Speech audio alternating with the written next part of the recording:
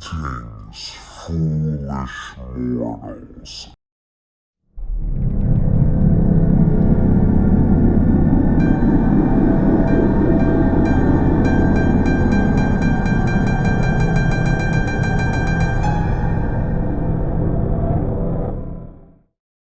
Hey guys, it is Doug and welcome to another Hall and Wax and Friends Halloween edition. And today I have my very good friend Anthony at Candle Cafe.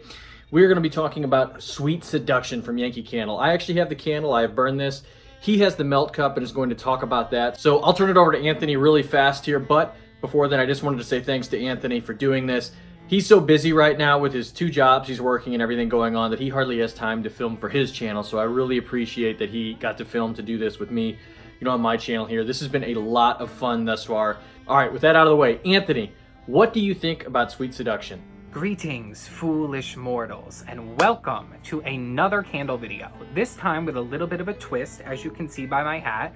Why does Anthony have a witches or a warlock hat on? Because we are talking about Halloween, and I am teaming up with Doug from Spooky Villages, who is all things Halloween and also hauling wax, all things candle related, to give you guys a little bit of an in-depth analysis and review of a scent that has been a little bit controversial by Yankee Candle because it is basically the replacement for candy corn, and that is Sweet Seduction. If you guys have been watching the series that Doug has been doing on his channel, he recently teamed up with Southern Comfort to talk about Happy Halloween. He teamed up with Bren to talk about Vampire Blood from Bath & Body Works. He's going to be teaming up with some other YouTubers as well, and it is my turn, and I'm really excited to be talking about this one, because as you guys know, anything in a sweet category, foodie, candy, anything like that is totally up my alley. Those are my tried and true favorites, so I think this is the perfect one to talk about. So thanks, Doug, for the opportunity. Unfortunately, this fragrance is not back this year. If you guys have seen coupons from Yankee Candle, they are advertising what is going to be available in the jars for the Halloween event, which, in case you forgot, is on Saturday, August 24th. If you guys did not get your invites in the mail, you can actually go into a store and there are catalogs with a little bit of a preview flyer stapled to them. And there are also buy one, get one free coupons that are circulating that are going to be starting off the day of the event, which is awesome because normally there are no coupons available, but this time you can actually get the jars buy one, get one free. So long story short, Haunted Hayride and Trick or Treat are the 2 that are brand new this year. Witch's Brew will be returning, but there are a lot of fragrances that are no longer available.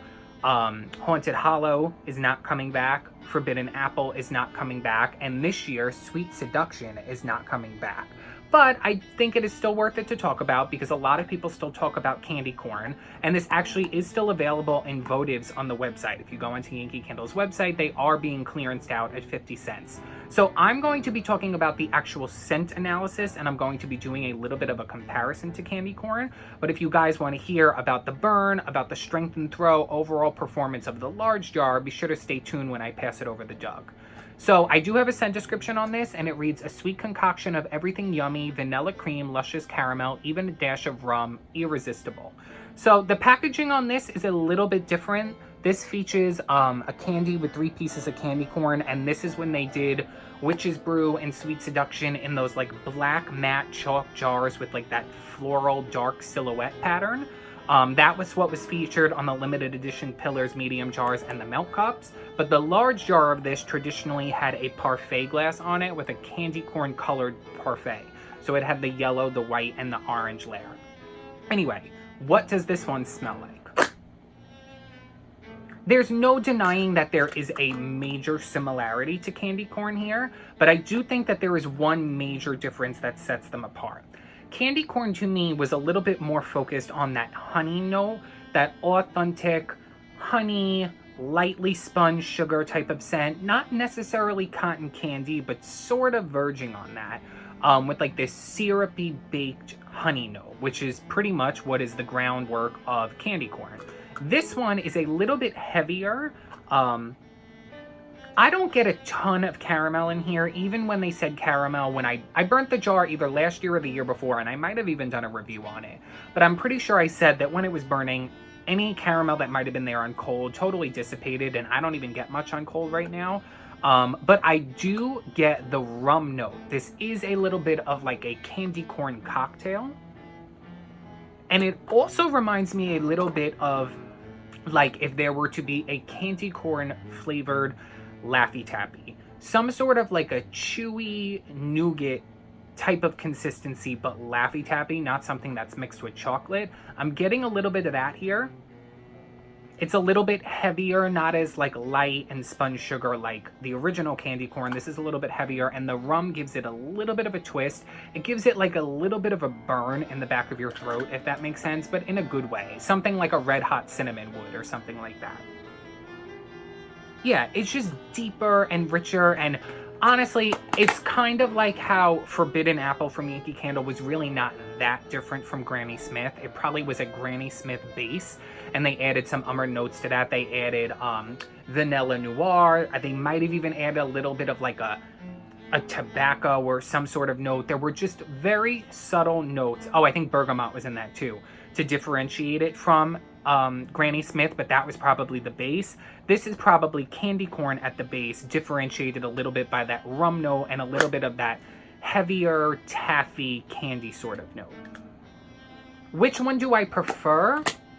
Honestly, I probably do prefer candy corn, only because I feel like even though these notes are not bad, they're not really necessary. I don't think that there was really any reason to tamper with candy corn. But that being said, this one is stronger, and that doesn't surprise me, because once you start to incorporate notes such as rum and caramel, and when it verges from a like sort of like a spun sugar type of vanilla to more of like a syrupy heavy vanilla, those are all notes that are going to burn a little bit stronger. So if you're looking for strength, this is definitely a better alternative, and this is a great layering fragrance. You can layer this with candy corn, you can layer this with really any kind of apple scent to give it sort of like a candy apple dipped type of feel. It would even be really cool if you layered this with a chocolate type of scent, because that might give it a little bit more of an Indian corn type vibe, which, not gonna lie, I kind of like Indian corn better than candy corn. There's just something about the chocolate base mixed with the vanilla part that is super good. But yeah, those are my thoughts on this. I originally thought that I had candy corn tea lights to compare this to, but I did burn those. But candy corn was lighter, more focused on the honey and the spun sugar. If you want something with a little bit of a darker twist, Sweet Seduction is definitely for you.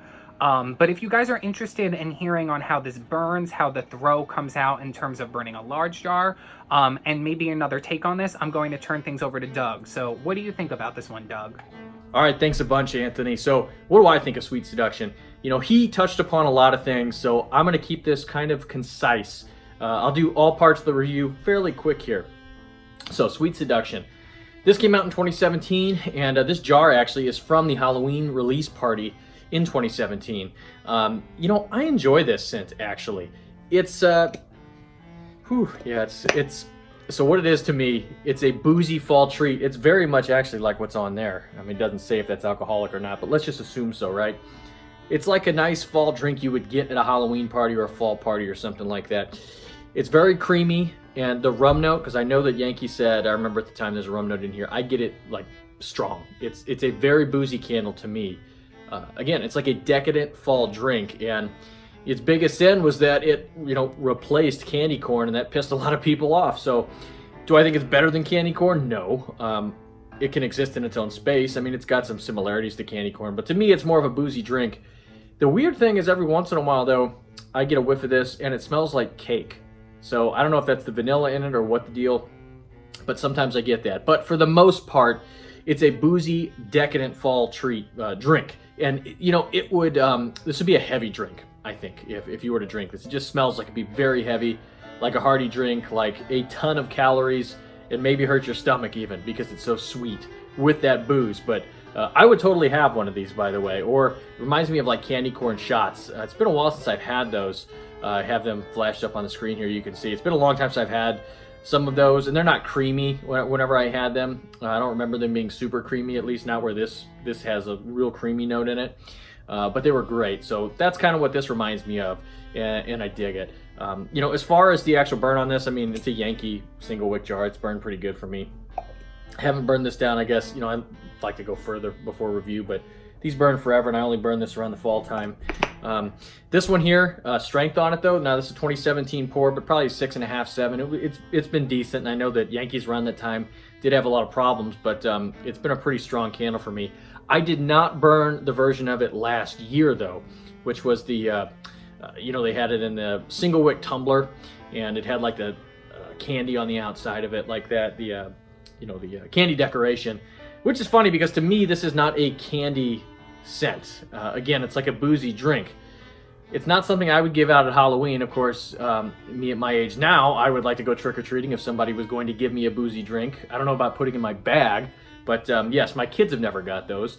At least I've never seen that whenever I've been checking their bag. And it's funny, checking bags, right? What do we do when we check bags? Like, I've been checking bags now for 8 years. My oldest is 8 years old.